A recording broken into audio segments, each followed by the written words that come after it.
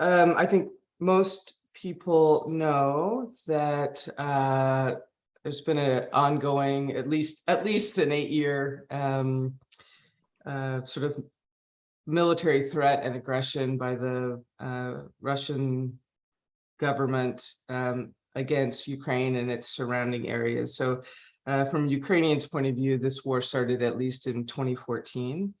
And in the fall, and particularly this past winter, I think many of us were tracking the buildup, the threats from Mr. Putin against Ukraine, and particularly for our communities, the increasing anxiety of humanitarian aid organizations that there was going to be an attack on Ukraine.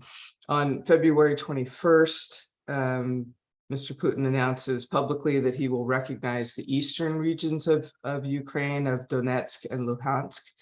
And then on the 24th of February, he launches a, quote, special military operation in eastern Ukraine. And within minutes of his public announcement, missiles were exploding in Kyiv, in Kharkiv, in Odessa, and in Donbass. So really on all of the cardinal points of the country. Early in that time, I think, by early March, there were many of us who were thinking, oh my gosh, what do we do about this war in Ukraine? What's happening? And beginning to look at what it was that we could do as Pax Christi or the Catholic Nonviolence Initiative to provide a presence or provide aid in the Ukraine area. About that time in early March, the mayor of Kyiv launched an international appeal on Twitter, inviting the world's religious leaders to come to Kyiv and make it a city of spirituality and peace. And he just asked people to come as soon as possible. So as a few of us started either individually or organizationally trying to think about how we would respond to that appeal, we were looking for an on-the-ground partner that would be able to provide clearer guidance to the on-the-ground situation. We came across a group called Europe a Patient, which is predominantly a climate group that does work with European NGOs and European governmental organizations, and has worked with the Vatican in the past on some seminars. And they were based in Warsaw and had basically shifted all of their primary mission to addressing the war in Ukraine, which had sort of landed on their doorstep. We began having meetings with them, and then in the end, Europe a Patient and Georgetown University and Sojourners became sort of the primary organizers for this delegation going from Warsaw to Kyiv. And there have been other religious delegations that went just over the border into Ukraine or have been working in Lviv on the border. But this was the first international interreligious delegation responding to the mayor's call to bring religious leaders to Kyiv to make it a city of spirituality and peace. We met in Warsaw. We spent basically 48 intensive hours in Kyiv, meeting with religious leaders, meeting with folks gathered at the humanitarian aid sites in the Caritas sites in Irpin, and traveling in some of the places near Bucha where the war crimes have been committed. We offered 2 public interreligious prayer services. The first was at Babin Yar, which is the center of the Holocaust Museum and the site of Holocaust atrocities. in Kyiv, and the second at St. Sophia's Cathedral in the public square in front of the cathedral, which is really sort of the heart of Eastern Orthodoxy at that church, which is now a museum. So along the way, we met with several Muslim leaders. We went to 2 or 3 mosques and joined with the community and listened to the community there. We met with the chief rabbi of Ukraine and the chief rabbi of Kyiv.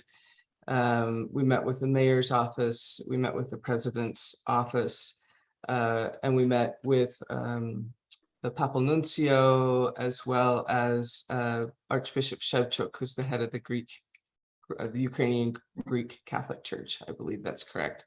Right.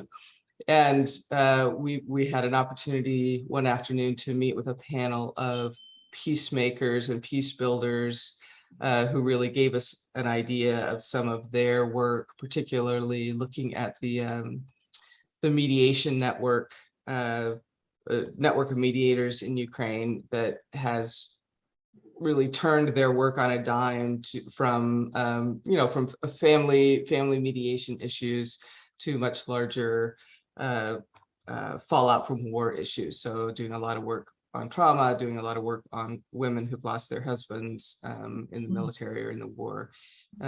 So we had a chance to meet with those folks. We also had a press conference on the first day that we were in Kyiv, and then we had a press conference when we returned to Warsaw. There was not a lot of coverage in the English-speaking press. There was extensive coverage in the European press. I think our you've got the list of some of the people who were on the trip. You've got the links and to the key press releases. I would say that just to conclude this first part, I want to say what our talking points were for why we were there. Because I think we worked very hard on the language, and it might be useful to others. And again, this language is in the PDF that Judy sent around yesterday. And if you don't have it, maybe you can let Judy know. So our messaging for our purpose was, we are in Kyiv as people of faith, as a multi-religious and international delegation, the first of this kind to come to Kyiv since the start of the war, because our faith demands our presence here. We have come to Kyiv in solidarity to pray for a just peace. We are here to demand bombing of Ukrainian cities must stop. We are here because God demands that cities must not be bombed. We are here to state the Russian blockade of Ukrainian ports must stop. Grain must flow again from Ukraine if we are to avoid hunger and humanitarian disaster. Humanitarian aid should increase and humanitarian corridors should be provided. We are here to say that we are also open to praying in Moscow for just peace with the faith communities in Russia. The war in Ukraine, unfortunately, is not the only war that humanity is suffering from. People are suffering in the Middle East, in Asia, in Africa, and in so many other places. The intervention of religious leaders in a form of public vigils for just peace in cities endangered by bombing could provide an important instrument of peace building. We hope this instrument can be used in Kyiv and other Ukrainian cities. So with that, I think I will turn it over to Eli. Right. Thank you so much, Rose. Thank you, everyone, for joining us. It's wonderful to be with you. Appreciate all your efforts in this space of peacemaking today and over the years. So I'm going to share a few pictures, a couple stories, and just kind of focus in on how the delegation expresses a nonviolent action and a form of peace building. So this is our group here in Warsaw, getting ready to hop on the bus and head to Kiev. We had about 16 or 17 Jewish, Christian, and Muslim leaders. This was the first spot we had our prayer at Bab and Yar that Rose described. You see a couple images, and This colorful image was a pretty amazing architectural creation that sort of closed in on itself when they wanted to close it. But we had a great tour of that space and prayed in that space as well. This is a visit to the Greek Catholic Church, and you can see some of the shrapnel that went through the window and hit the wall inside the church. But there was also similar shrapnel on the other side, but nothing seemed to hit where the icons were and so forth in the middle. And then the other picture is a wonderful group of Ukrainians that we were able to meet when we were part of this Caritas International kind of distribution site where they were distributing food and other supplies. We met about 25 Ukrainians who had lost their homes, were living in a summer camp building, and many were elderly. 4 of them sat on this bench sharing their stories of struggle, confusion, and hope. And shortly thereafterwards, Bishop Jo Wells, she's there with the purple shirt, was from the UK, and she gathered a pine cone from a tree behind the bench, and she lifted it up in front of them, saying that through this pine cone, she would remember them. Their presence would be with her, and she would share their stories. And I was kind of observing this and felt a melting within my own heart in this moment of kind of transformative Eucharistic love. Shortly thereafter, we went to the House of Culture, and this was also in Irpin, Kiev, kind of northwest of Kiev. And this was bombed out, and large parts of the roof were gone, with metal rods kind of hanging down, nearly touching the rubble on the floor. We slowly walked through the dust and the rocks and a burnout piano frame. And many of us felt the weight, the immense weight of darkness, the power of destruction and violence. And as we began to leave, some felt a draw to sing, pray together. So we formed a circle. And as we prayed, for me, tears slid down my face. And the power of destruction and violence was being challenged by the power of giving life, of Jesus's resurrection that overcomes death. And we are invited into this kind of courageous power.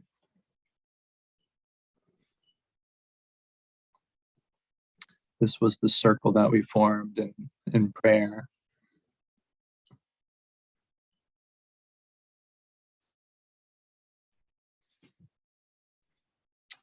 We also visited St. Sophia's Chapel, which was a major Orthodox community in Kiev, and we had a prayer service there as well. And then on the right, you have the Mosque of Mercy. This is where the Sheikh, the chief mufti of Ukraine, some of us visited his place, and they invited us into a wedding that was happening at the same time. We got to experience that as well. Final kind of space that we experienced was a panel of peace builders and nonviolent activists. And Rose mentioned the one woman, Tatiana, who worked with the League of Mediators. And, she described how there was increasing polarization within and between families in Ukraine. And this has generated harmful conflict, sometimes divorce, different types of domestic violence. Mm-hmm. And in her tears, she shared the mediation work they do with such families to try to mitigate the harm and perpetuation of violence to deal with conflict. This is the power of empathy, another vital aspect of Jesus's way. So this Just Peace delegation embodied creative, nonviolent action. It was nonviolent because it entailed positive reverence for dignity and life, as well as this consistent effort to avoid dehumanization, along with participation in other types of violence, such as structural and cultural. It was nonviolent by stirring the moral imagination about how to engage conflict constructively and break dynamics of violence. It was nonviolent by being consistent with the conflict transformation approach that attends to the root causes and addresses personal, relational, structural, and cultural dimensions of conflict. It was a nonviolent action by impacting key sources of power that enable the injustice in the war. For example, these include the intangible source of power, like the Russian world ideology, as well as language, which can be humanizing or dehumanizing, dominant narratives, symbols, religious praxis, and social habits. We also engage the material source of power through distributing food, medical care, and strengthening communication structures. The delegation also challenged the authority and legitimacy of the unjust regime in Russia enacting the aggression in Ukraine.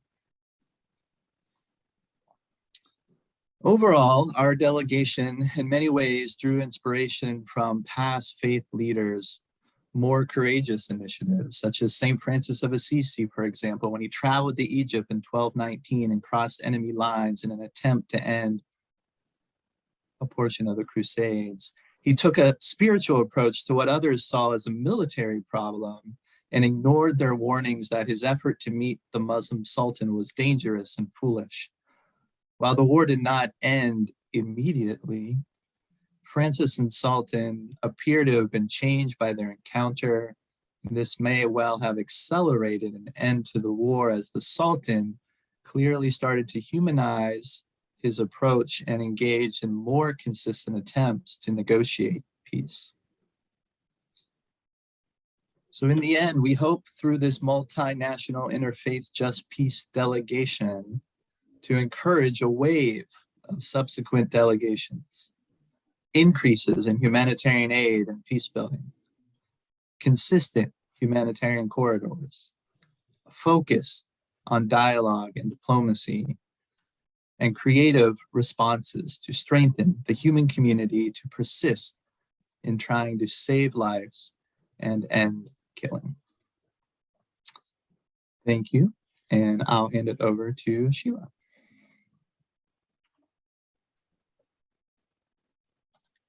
Okay, thank you, Eli. All right, this is the third part of the Musketeers who are fortunate enough to be able to share with you the experience that we had. And I'm the co-executive secretary of the JPIC Commission, Justice, Peace, Integrity of Creation, for the two unions of men and women religious congregations. So in my messaging, I certainly wanted to raise up and thank all the work that the women have and men have been doing, you know, to accompany so many of the persons in Ukraine, immigration, you know, listening to them, providing food and shelter, just so many needs that were a part of their lives at this point. So I'd like to share with you a prayer service that I did. Now, Pope Francis has consecrated Ukraine and Russia and all of humanity actually to the Blessed Mother, the Immaculate Heart of Mary.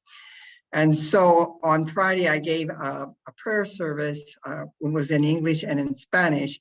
That's followed by, already on Monday, I was asked to do an interview for USG and UISG because they've been waiting and praying. They have been accompanying us in many ways during this time. So I'll be showing you some pictures that relate to what's already been shared. And then so you can get a kind of a picture of what it was that we experienced. None of us will be the same after this. Thank you to the Council of the Willing who put this together with the help of the Holy Spirit, for sure. That's for sure. Okay, let me just say this here to you. And I need, do I get a sound out of this too? Can I have sound? Oh, shoot. I think that when you're choosing to share the screen, there should be a little box at the bottom that says Sound. sound. More, oh, shoot. Okay, it's the share sound. Okay, thank you, I found it. All right. Okay, so as we said, we were responding to the mayor, Vitaly Klitschko, to come and to be messengers of peace. So you can see that Ukraine is surrounded by friends and also the troubled situations there. But they wanted us to assume our responsibility as religious to really be messengers of peace. And as Eli and Rose have said, these are the words that have been said to us to come, and we followed for sure, to really be encountering with peacemakers, religious leaders, and political leaders. Because in Ukraine, the religious leaders and the political leaders work together. And this was also during Sowing Hope for during the Laudato Si week. And so I tried to fold in and saying, now this is what we're about, not just to gather information, but to become painfully aware and to dare to know what is happening in the world, to turn into our own personal suffering, and then to discover in this moment what each of us is to do about it. So it was a journey also with the Laudato Si week. And so I was quoting different parts from Pope Francis's dedication to the Blessed Mother during this time. And I have to say, I prayed often to her for guidance as to how to really respond to what was happening here. And as you saw, this is our delegation in Warsaw. This was the kind of the journey that we went. You can see all of the checkpoints and the trucks lined up for humanitarian assistance, and that the mines had been cleared, so it was safe for us to travel. We saw along the way, the bombing, results of the bombing, and then you can see here why the Ukrainian flag is blue and yellow. So it certainly is reminiscent of the grain that is so important to Ukraine, and we're waiting for for it to be released as it needs to be all in the world. Okay, so not only were we the ones at the hotel, but the Red Cross and the United Nations were also featured there. So, this was a place for many things to happen and to reach out to those in need. So we begin by looking around Ukraine and seeing just how beautiful the city of Kyiv is, and also the efforts they have done to protect their national monuments. Meeting first here with the papal nuncio, and he was very appreciative of our efforts and wanted this to be about us and what we're trying to show. What was our message in terms of peace? And here we have Matus here with us, who's the president of the Patient Association, who did much of the organizing. And so we really received positive results of any place that we met with people. And here at the beginning, we are meeting with a representative from Zelensky's office, and also someone from the head of the Office of Religious and Ethnic Affairs. And they were so appreciative that women were involved in this delegation, because this is the first time that women had been a part of it. Bishop Joe Wells there in the side there. So these were the statements as Rose read to you. So this always focused what it is we're about. So it really kind of helped contextualize our mission to be in solidarity and peace, stop the bombing, get the grain to be flowing, really consider to have the humanitarian aid. We would be open to prayer in Moscow, and we would hope that there would be more delegations. So this would begin our sessions, both in prayer, before our prayer, as well as some of the conferences there. And then we wanted to contextualize the fact that the situation in Ukraine is not the only conflict situation, and that we are also wanting to raise up our concerns for suffering in the Middle East, Asia, Africa, South America, and so many of the other places. So it was a way of saying and responding, can we have here a way of knowing how to reach out to others and other situations that are in such painful conflict. So we wanted then to keep reflecting on what these dangers are as we're seeing them in the country, and then to be able to also bring the same message to other Ukrainian cities that we would be visiting. Here we see Rose with the violinist, and he was the same violinist that started the prayer in Sarajevo. So you have to imagine starting with the violinist and ending the prayer with the violinist, how moving that would be. And we had a press conferences here in Barn Yard. Here is the different scenes as you saw with Eli.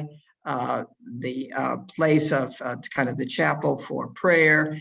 It also was included a kind of a reminiscent of the bombing that took place, and also what they've gone through in terms of a country with their own assassination of Jewish people. And 33,000 of them were killed during World War II. And as the pillar here, there were two pillars, and it was Cain and Abel. So here we are trying to reconcile it, as they have as a country, that whole painful situation with the Holocaust with the Jewish people, with the reading of Cain and Abel. And we have to say that we know that they are facing that again, because often they would say, how did this happen? We were brothers with sisters with each other. So you could see much pain going on. Never was there any demonizing of the other individual, but certainly reality check as to what these actions were and what they meant to the people.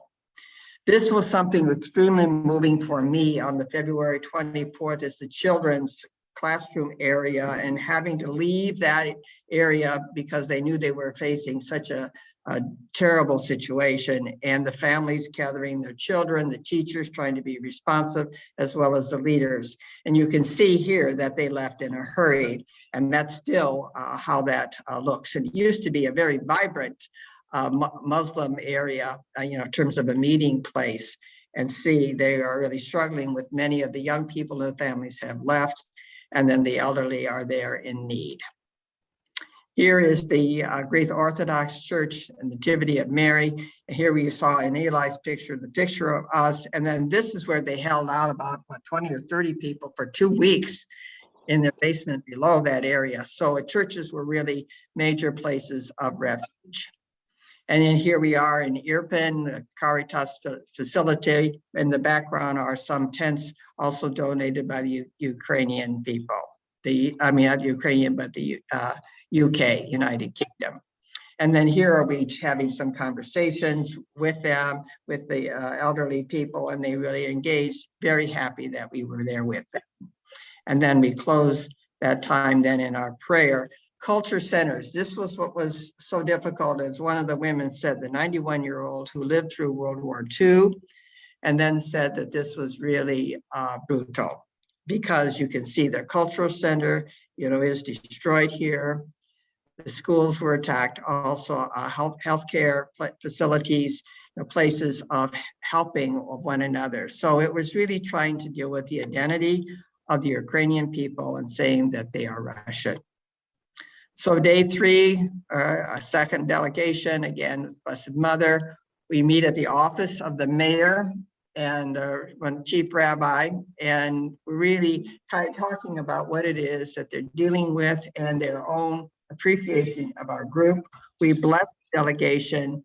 I bless the two men here, representative from the office of the mayor, and we're very much thanked for being present there and for our courage. And following up with what Eli said, I said the blessing of St. Francis, God bless you and keep you. The Lord's face turn to you and give you peace.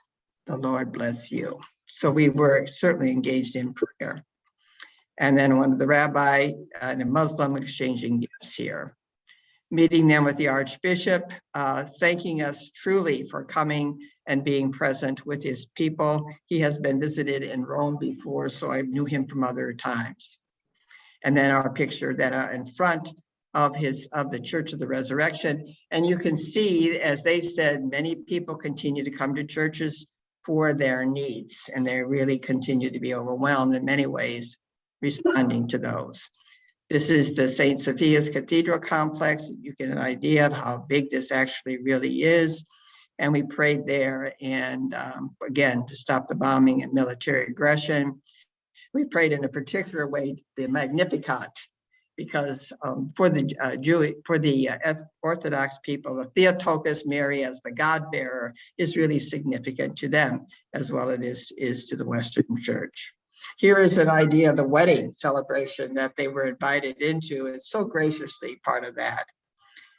And then you saw the picture of the persons that were involved in advocacy efforts, really helping families, but really dealing with the crisis in terms of what's happening with the war. Again, you can see how different buildings were targeted, to really make an unease situation for all of the people there. And so on the 5th day as we left, just going to show you a minute, we passed this area, as we went. And so I'd like you to get a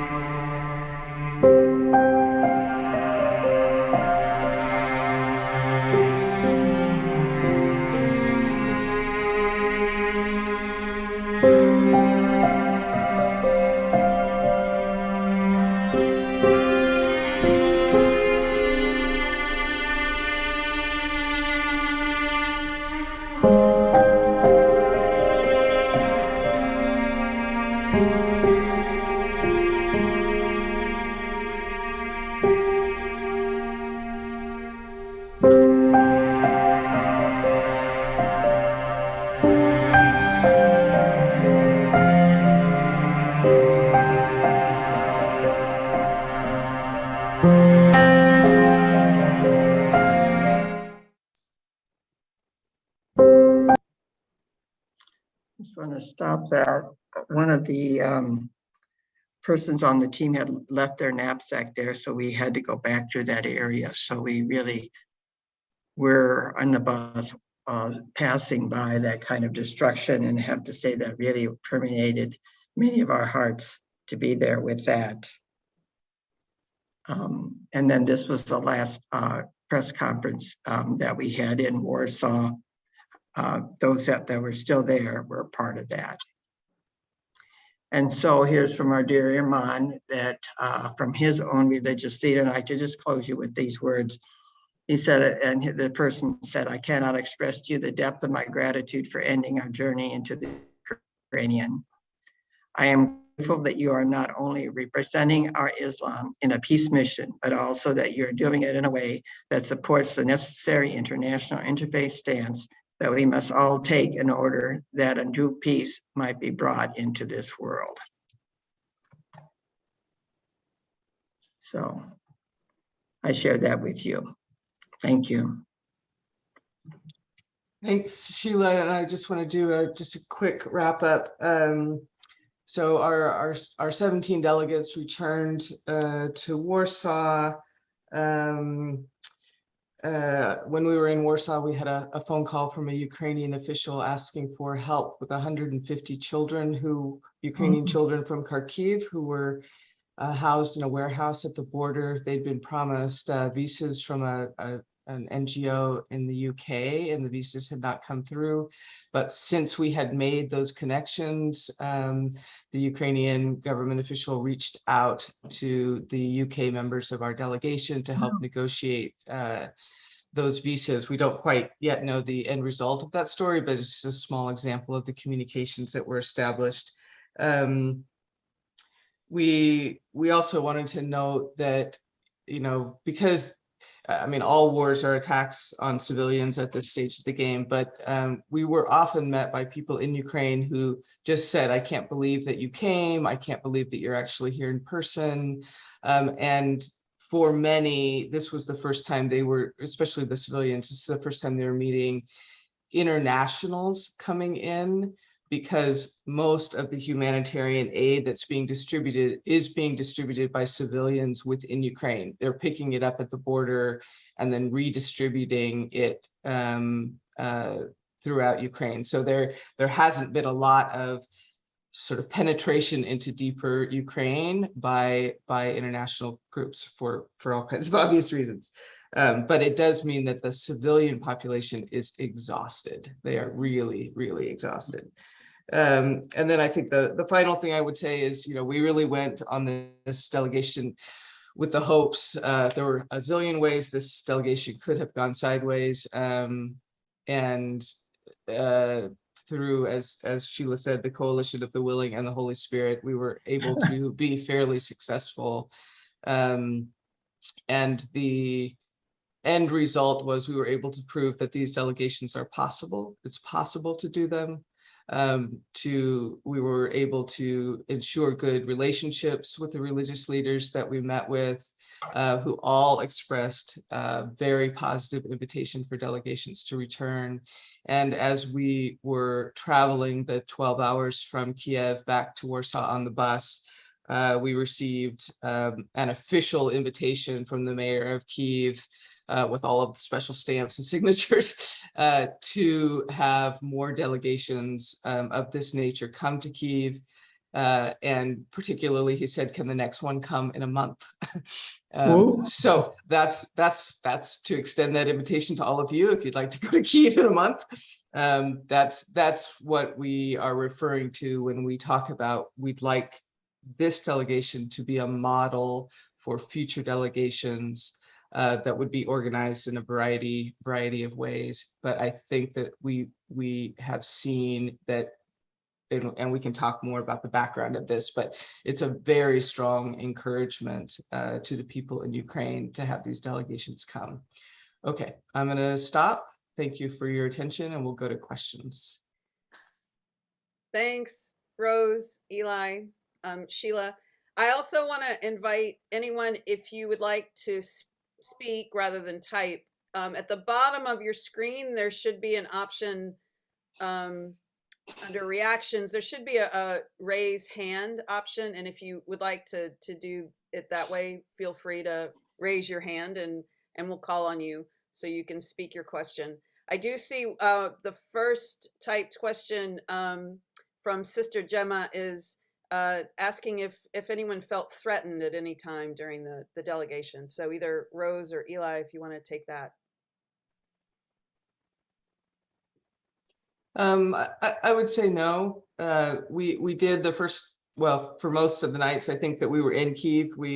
Both nights we were in Kyiv, we heard air raid sirens announcing possible missile strikes. We went down to the hotel clerk in the middle of the night, and she showed us her app that shows where the air raid sirens are going off and what the likely missile strike zone is. And we were well outside of those red zones, so we were not too concerned about that, trusting the local intelligence on that. But we did make sure that we knew where the bomb shelter was in the basement of the hotel. Marion, I want to say that I do see your question about the June 13th Zoom event, and I'll get back. We can get back to you on that one, but I'm going to call on Christine Hoffman. Christine, if you want to introduce yourself, and I'm going to spotlight you, and you can ask your question. Yeah, thanks a lot, Jude. Thanks a lot to you who went there for going for that delegation. And thanks a lot for reporting to us what you experienced.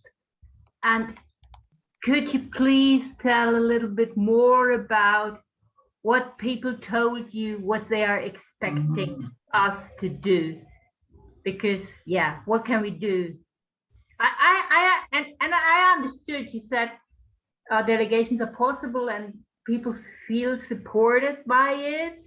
So do you plan to go there again, or do you expect others to go there again? And which other pleas did they give you? What can we do? And again, thanks a lot to your engagement. And Christine, do you want to just introduce yourself really quickly? Oh, I'm sorry. Yeah, I forgot that. I'm Christina Hoffmann. I'm Secretary General from Pax Christi, Germany. Thanks. Eli, you want to take that? Sure, I can start. So I think number one is to continue to share their stories of struggle, and that they are still in need, and they don't want folks to lose attention from their struggle. I think the second one is to provide more humanitarian aid. There's a lot of lack of food, and one woman was very explicit that we got a certain amount of boxes and now we're only getting this many amount. So that means civil society donating humanitarian aid, but also us advocating our governments for more humanitarian aid. And I would also add like peace building aid. So funding like the network of mediators, for example, and other groups like that are working. I think those are some steps. And then, I think another step is to explore additional delegations. Are there organizations that you're part of that could help recruit people or help organize, whether it be to Kiev, we're thinking about maybe Odessa, which is where the port is being blocked, or Moscow. We do know that there was a World Council of Churches delegation that went into Russia around the same time we were there, and they were down by the border of Russia and Ukraine visiting an IDP camp. So how can we stimulate those waves of delegations, whether it's participants or if you have groups that are willing to try to organize? Marion, I'm going to ask you to unmute yourself and introduce yourself and ask your question.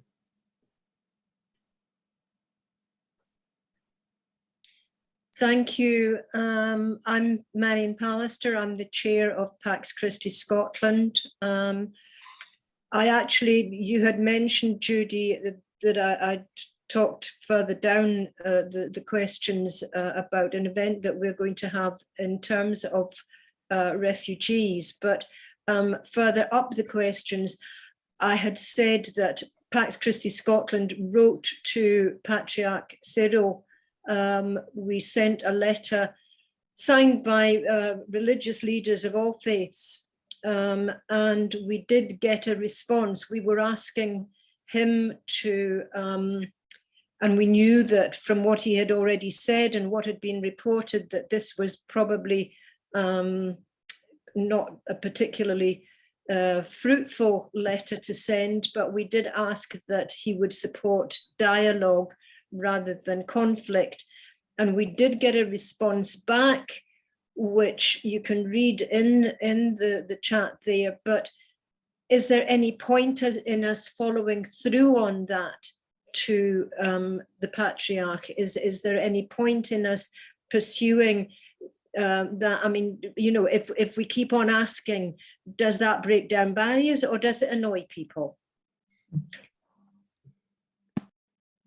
Thank you, Mary. Sheila, you want to think about that? Yeah, I think, Pope Francis is even trying to deal with that. They keep asking him, will he go? And he says, I go, but I don't want to be causing more difficulties than are already there.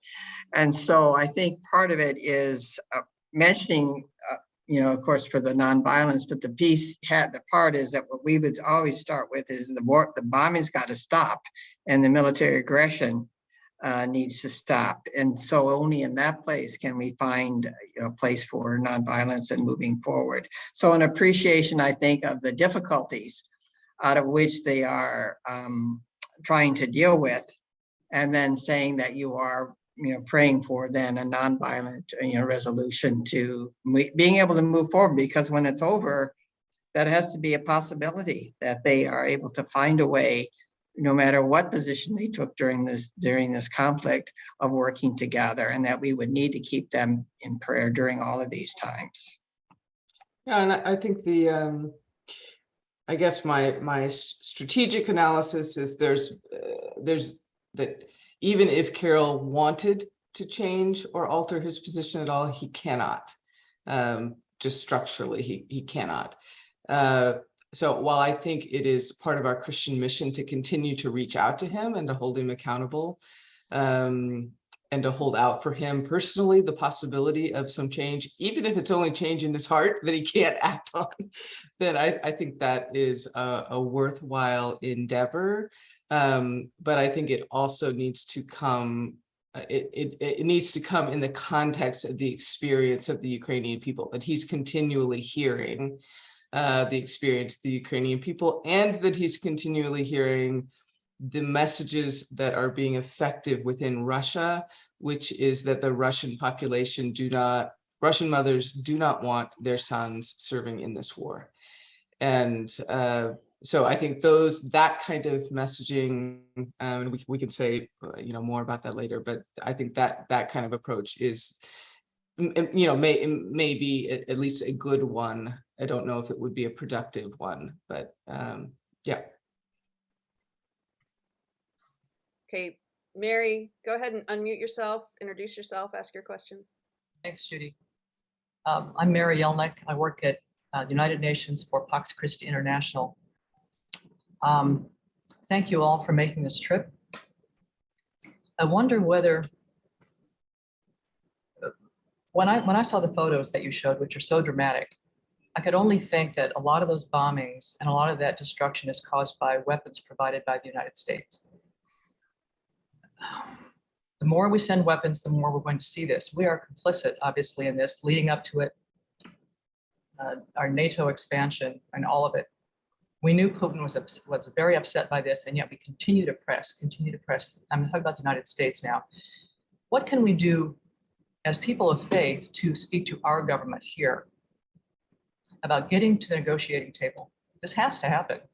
The more weapons we send, the more we are killing people. We are just as complicit as Russia.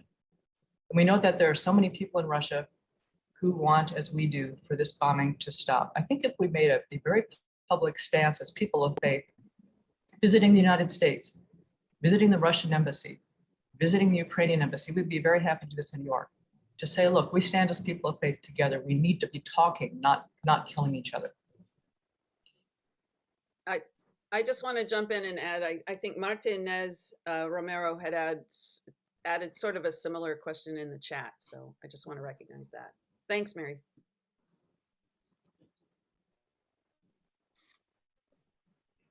Eli, do you want to jump in on that, or shall I go ahead?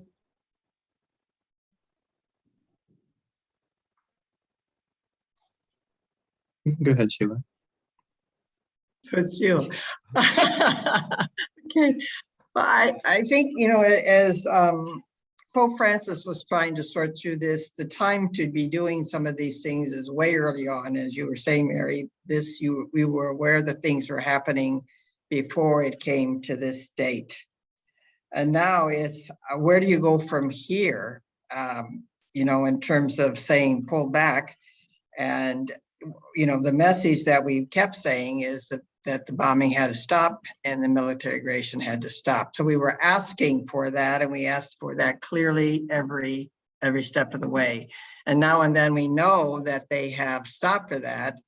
But then the difficulty is when they negotiate, what is going to be peace, what is going to be, you know, what you call fair and equitable. And we know that it's not only Ukraine, it's all over. As we mentioned, there are many other pockets of conflict.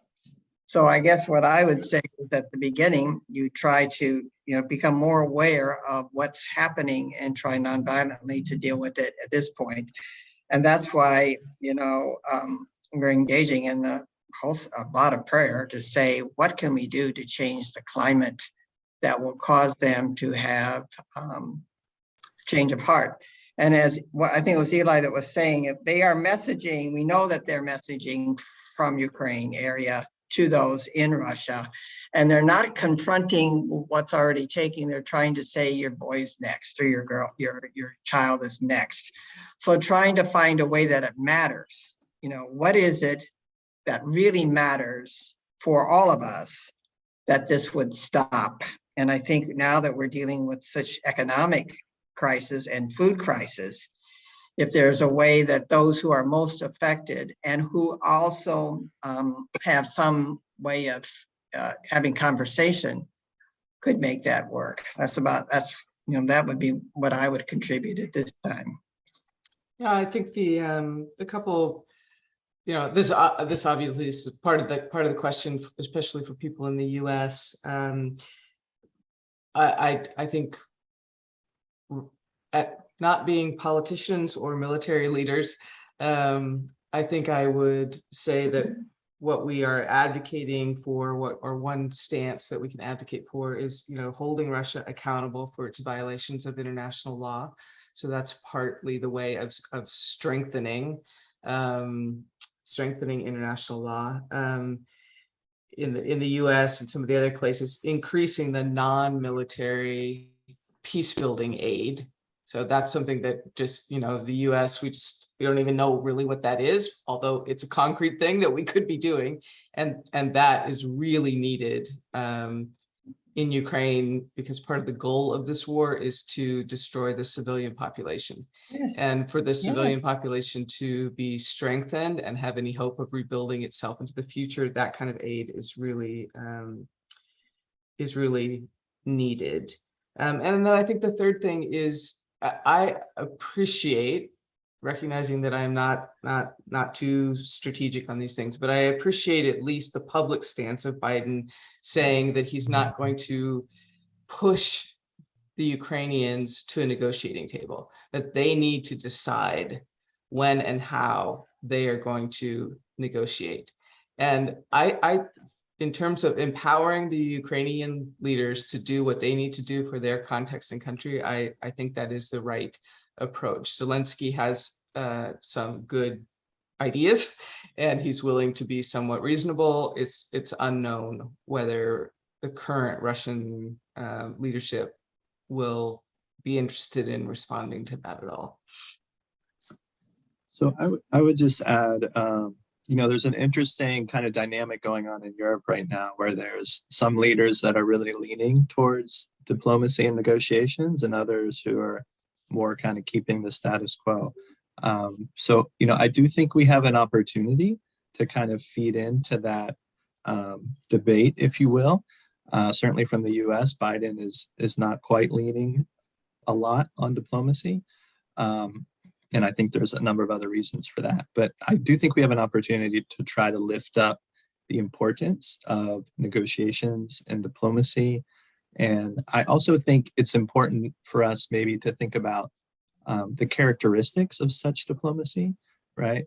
If it's just grounded on sort of national interest or national strategic interest, it's going to be a lot harder for them to come to an agreement or a compromise. If we can get them or whoever's mediating the negotiations to bring in kind of an analysis of the needs that they're trying to meet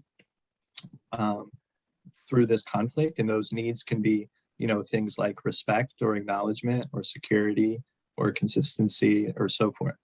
I think if that needs-based analysis becomes part of the negotiation, and that there is a significant credible messenger who's mediating the negotiations. I don't know if that's Turkey or the UN, but there needs to be a credible messenger rather than probably just the Ukrainians and the Russians trying to talk to each other. And that doesn't mean the credible messenger determines the outcome, but they're there to facilitate the process. So I think you're right, Mary, that we do need to kind of press in that direction in a thoughtful, strategic way. The other thing I think we can bring up is challenging our political leaders to really focus in on the question, how do we break the cycles of violence? How do we break the cycles of violence? Yeah. Right. And if they take that question seriously, then, it should open up some other ways of dealing with this. And then a second question is, how do we build a more sustainable peace? What kind of methods are going to help us build a more sustainable peace? And, those two questions are kind of part of a just peace analysis or a just peace approach, but those could be things that might help kind of shift the discourse. I'm gonna invite Marie to jump in. Thanks, Judy, and thank you especially to Sheila and Eli and Rose for going to Ukraine, for all the work you did in preparation. It was really an extraordinary effort. Thank you. My question actually is, I think one of the challenges that I feel is how to listen to the people of Ukraine to follow their lead in seeking nonviolent solutions. And I think your conversation with the mediators and that call for some more support for peace building is really important. I appreciate all of the suggestions that you've made. My question is, where in Ukraine, with whom in Ukraine, were you hearing resonance about there has to be a diplomatic solution?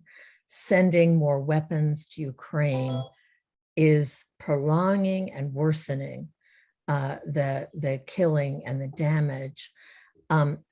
It seems like we so often, when we move in that direction, send humanitarian aid, support peace building, don't send more weapons. The whole question about will NATO expand now? Is that going to be, are we going to more aggressively move in the direction of perpetuating conflict in the region, violent conflict in the region?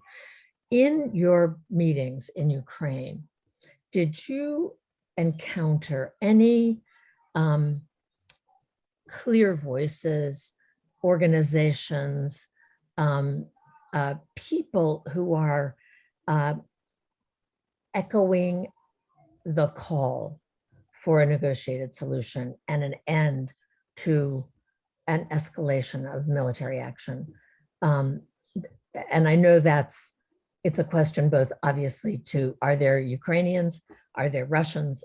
You know, it's not just Ukraine, but did you meet anyone in Ukraine who could be a kind of guiding spokesperson for the world to imagine another way than winning the war, if you know what I mean?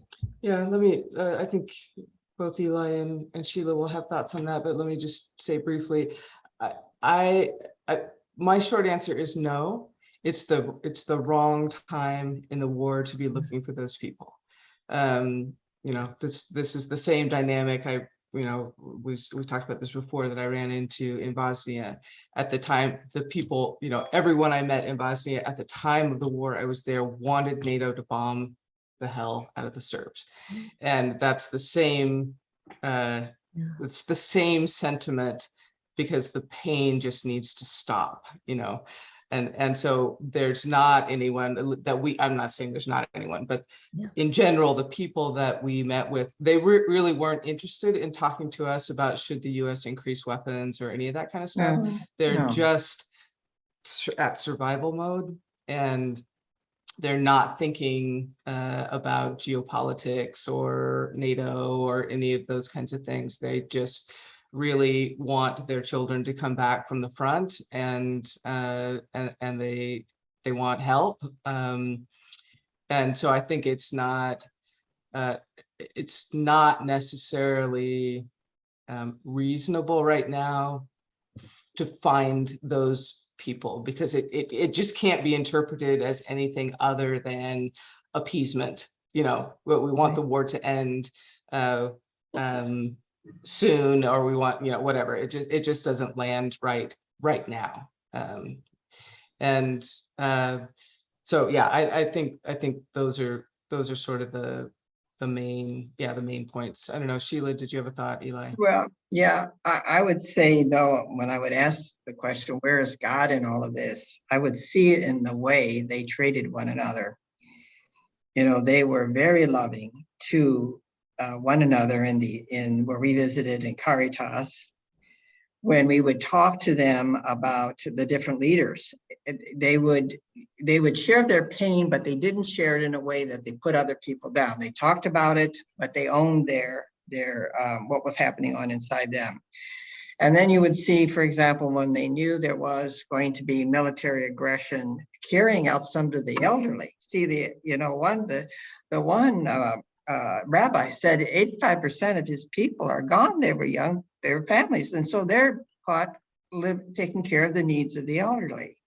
So I'm thinking there's got to be something in this dynamic of this care that's taking place in this country, that something will, raise up, because there's this going on to a large extent alongside all this bombing that's taking place. And so the question for me is, what will this do in terms of healing within that country? Because they'd had to do it before, particularly when the Holocaust, as I said, 33,000 of the Jewish people were killed. We visited the area, and we didn't go to the site where they were dumped into a kind of ravine area, but we saw that place. So there's something about looking here for answers with people that are already practicing the nonviolence in a way that carries us forward. But I don't know the end point, but I was just so moved when I asked the question, and then the answer I got was that. Just moved me deeply, really moved me. And Jesus said in Matthew 25, that's where you're going to find me. That's where I'm going to be. Yeah, I think that's a really good insight, Sheila. And, you know, I would just add briefly, like, we were an interfaith delegation from outside Ukraine, responding to an invitation, but also trying to build trust, right? So that future delegations might happen. Right. So we weren't really focused on, you know, trying to generate an analysis of support or non-support for armed aid. I mean, some of their leaders, particularly in the mayor's office, may have talked about that to some extent, but that really wasn't the focus. We did hear from some individuals, you know, one of the peace builders and some others who thought that needed to take a different path. There's also a person in the mayor's office who I think is pretty open to some creative ways of kind of going forward. So we'll continue to build that relationship. But, you know, there's a lot of, you know, not only anxiety, but I think fear about saying things to a public group outside of Ukraine that might signal anything other than what the president of Ukraine is promoting, because they don't know what's going to happen if they were to say something like that. And, you know, some of them are mothers that have kids that were kind of drawn into participating in this war. And they're worried about their kid just surviving, you know, so I think those are some dynamics. But I think, as Sheila mentioned, and some of the voices we did hear from kind of on the side, that there is energy and possibility to kind of move in some alternative directions, but we have to keep kind of massaging it. I just want to say thanks so much to Rose and Eli and Sheila for this morning. Well, it's morning for us, for this conversation.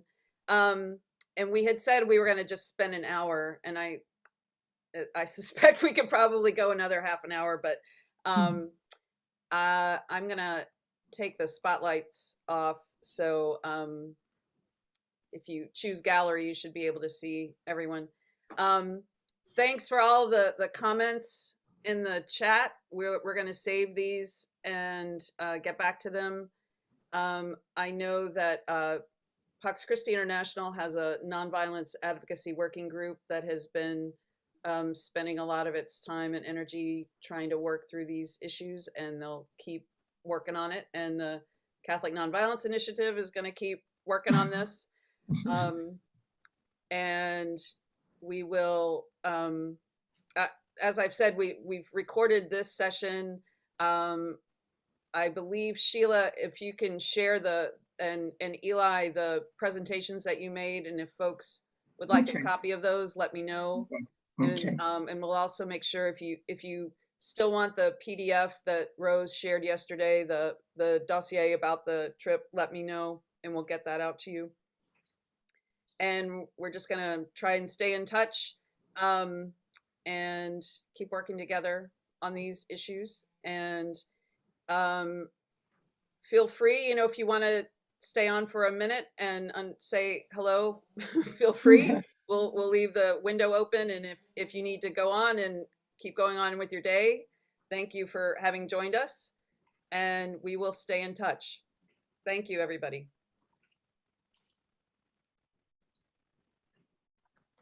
Thank you. Bye.